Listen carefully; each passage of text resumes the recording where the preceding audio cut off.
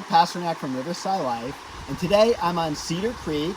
I'm still in the South Fork Eel region of the north coast of California. This is our last site. We're really tired, but we've had a great time hiking up here. And so this is a really cool and unique site, so I'm really glad that we were able to fit this one in. What makes this site so cool is it's a bed undulating site driven by some very unique processes that lead that outcome. So first of all, let's take a step back. It's a confined valley, and both the statewide and regional classifications agree that it's confined.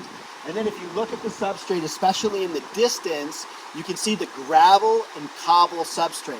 So confined gravel cobble, and then the really diagnostic thing about this, it's not just the words, it's not just the landform, but diagnostic of the processes that control the habitats here is the bed undulation.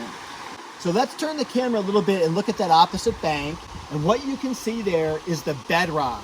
What's happening in this river is that you go through sections that are relatively straight where there are soil mantled hill slopes, and then there may even be substrate and gravel and cobble along both banks. But when the river starts to meander, it cuts into the toe of that soil, causing landsliding until the slope sheds all of its soil and you have bare bedrock. And once you have bare bedrock, there's no more hill slope sediment. So now it starts scouring out, and every flood that comes scours out, and you get a deep pool.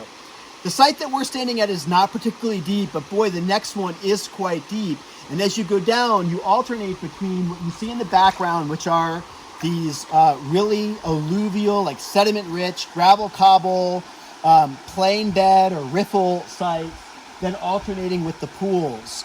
And the level of bed undulation here is relatively high.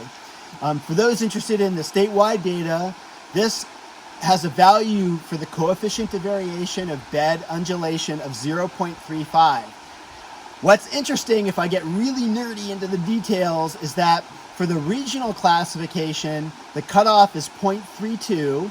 So above that, you have the chance of being a bed undulating site, confined gravel cobble bed undulating, if you're above that value. For the statewide classification, there's so many more sites and there's so much diversity that threshold just shifts up a little bit to 0.36.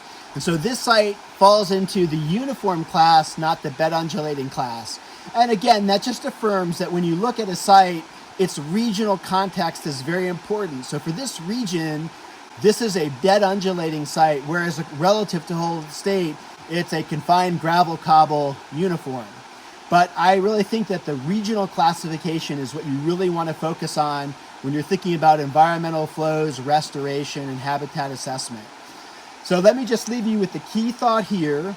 Again, there's often can be skepticism. Why classify rivers? Why does it matter?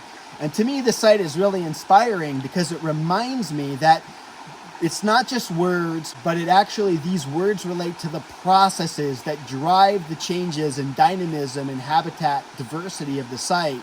And this bed undulation is really key. So thanks for watching the video.